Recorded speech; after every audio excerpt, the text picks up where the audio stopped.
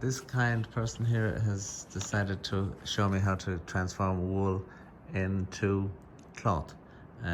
Kieran, thank you very much. Yeah. Okay, so you start off with wool from a sheep. Right, and we've washed it and then brushed it. So to get all the fibers lined up in the same direction. And then this is a walking wheel or a wool wheel, and it spins the yarn by flicking it off of the needle on the end. So that spins it, and then I can pull it out, and the twist moves into it and keeps it strong and holds it together. Okay, so you're taking it from this ball wool here. It is going around in a circle here. And how does it get from the bottom here onto the... Oh, it's not going anyplace. You're just putting it onto this spool here. Yes. Okay, so you're making a spool of thread. Right. So. Okay. To make it easier to work with. Yeah. So the whole effort, what is the effort of this entire wheel then? This entire wheel is just to rotate this at a very fast rotation. Yep. Oh, okay. So it's just a gear.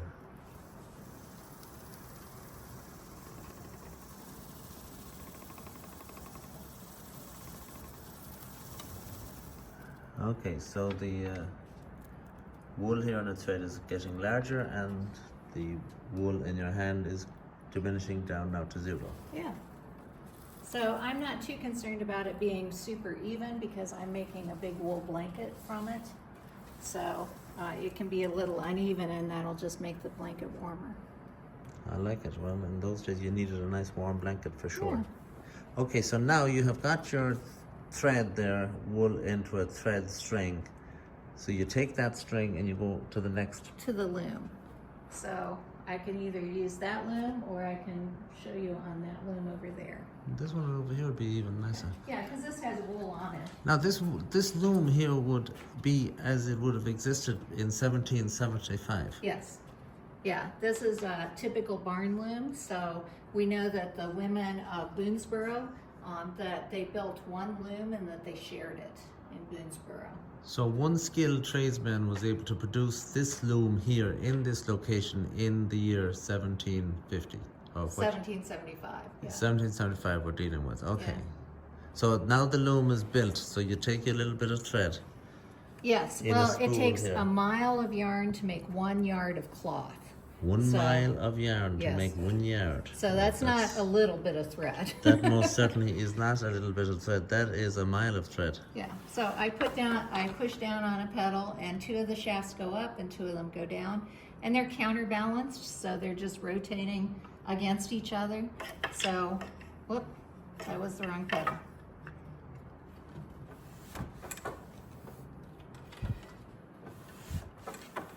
So that creates a shed that I can throw the shuttle through, a space here. So the shuttle is thrown through like that. Okay. And then I just keep alternating that until I get the cloth that I want.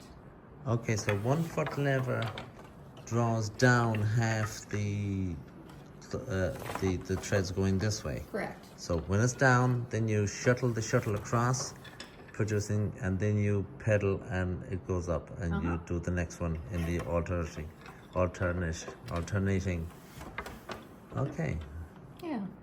And how do you end up with these different colors? I switch over there on the table. You can see the gray, so I just switch back and forth. So every time I have 24 rows, I'll switch colors. Okay, so with practice, you more or less count 24. No, I go instinct. 1, 2, 3. Yeah.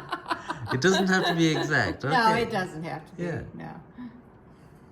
Yeah, so generally I'd say, well, that's about 24, so we'll... So using your mile of thread, producing your 1 square yard, how long time-wise would that take? I can weave about 1 foot an hour Okay, so 3 hours you have. for weaving. So if I want to, but it takes me, I think I figured out 17 hours to spin a mile of thread. 17 hours to spin the thread, and then 3 hours by 3, but 9 hours to weave the thread Yeah. for 1 square yard. Yeah, and that doesn't include washing the wool and dyeing the wool and brushing it. Or catching the sheep and shearing the Yeah. sheep and Yeah, all of that stuff. tending the sheep in hope of a wolf doesn't run away with the sheep That's halfway right. through the effort. Yeah. So suffice to say, there's quite a lot involved. Yeah, yeah, and people ask me quite often how long, you know, if you go from sheep to the finished product, how long is that going to be? And for most women, it was about a year. So Wow. they would, because it's a process, and you do different things at different times of the year, and that's just how you stay on track with it. So time is left aside for your weaving and for your spinning, etc.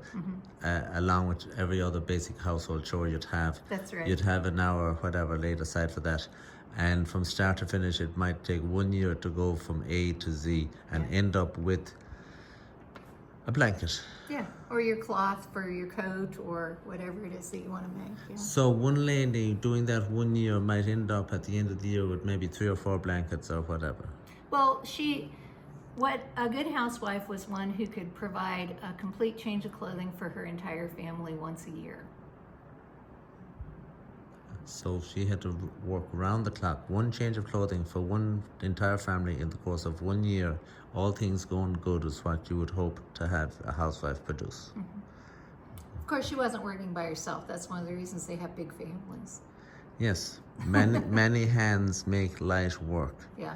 Well, thank you very much. That was You're welcome. absolutely amazing. For 6 minutes to have it finally clear in my head as to what is involved. Thank you.